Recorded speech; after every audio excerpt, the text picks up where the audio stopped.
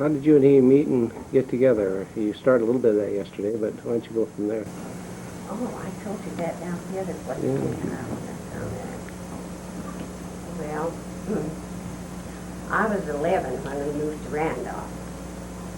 And when I went to Sunday school, there was all these cute boys that were all smiling and winking at me. I thought, well, that's kind of nice, because the boys in Woodard knew me. They didn't ever look at me or smile at me. Although I had one little boyfriend in Woodard. His name was Veron Cook.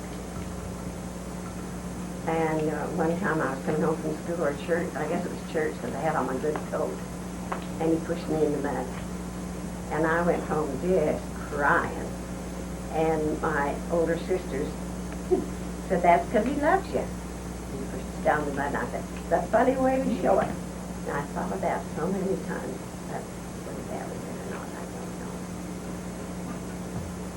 Then you moved to Randolph. Then we moved to Randolph. And Howard's sister Ruth was just a year older than I was.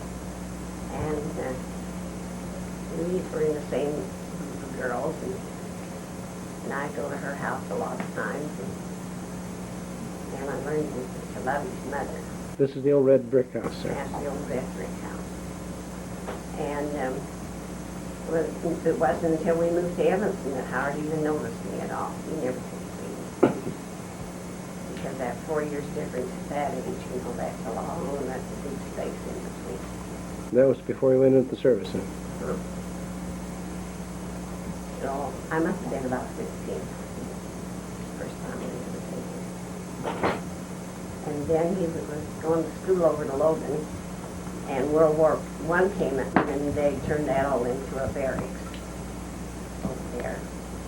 And that summer I had met this fellow, and his name was Lee Stockdale, when we were over to Bear Lake on one of our trips. So when they turned it into the service, then he wrote me a letter. So I'd write to him and write to Howard, not even realizing that the S's all came in one box division together. So each one of them knew when I was writing to the other one, but I didn't know that last one. Neither one of them told me the last one. Then after the war, how'd you get together? Well, he came home to Evanston after the war, but there wasn't any jobs in Evanston, and Mother Spencer was in Ogden with Ruth and Jim, and they were going to school down there. Ruth was in high school down there. And so he went down there and went to work for the Oregon Chart Line Railroad. Is that how you first got started as a machinist? Yeah, that's how he first got started. Okay. Yeah. And then they came back up to Evanston. The kids didn't like it. Ruth didn't like it down there, and Jim didn't like it. So they moved back to Randolph. And then Howard went on working for the railroad in Evanston, and he lived with his sister Blanche. And of course he had to pass right by my house. I was just familiar face. Yeah. So what happened? Well, One thing led to another, huh? and on June the 5th, we eloped and got married, I thought. You eloped to where? Kemmer, Wyoming. He was married by a judge, and his name was Christmas. You were 17. 17. Just past 17. This Judge Christmas, he said to me, "Are you Bertie Smith's daughter?" And I said, "Yes, I am." And he said, "Are you sure you're 18? Mother lied to And me. I skipped a little bit. I didn't know that. But, I have to tell you this little incident. When the trains were all going through Evanston during World War I, why, the depot, of course, is right there close in town. And it was always about the time that we'd be getting out of high school. So the girls would all walk down to the depot and talk to these boys. And one night my dad came home and he said, "What's this I hear about you going down there to the depot and talking with these boys when they go through?"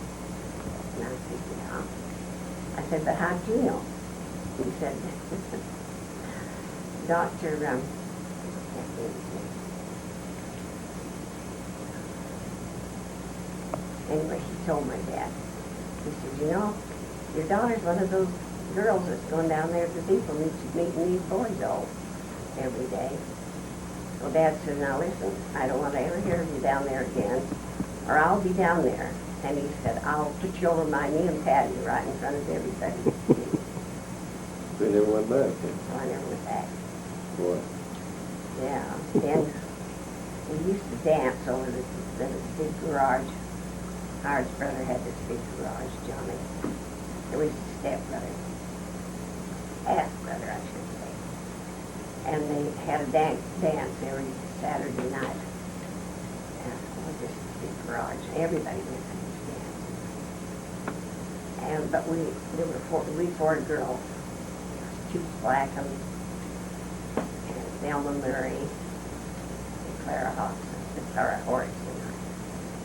And Clara's mother used to go and chaperone us anytime, anytime we wanted to anywhere to chaperone. But I was supposed to tell my mother when this happened, and I didn't tell her this night. And so she sent Dad down to see if that's where I was and bring me home.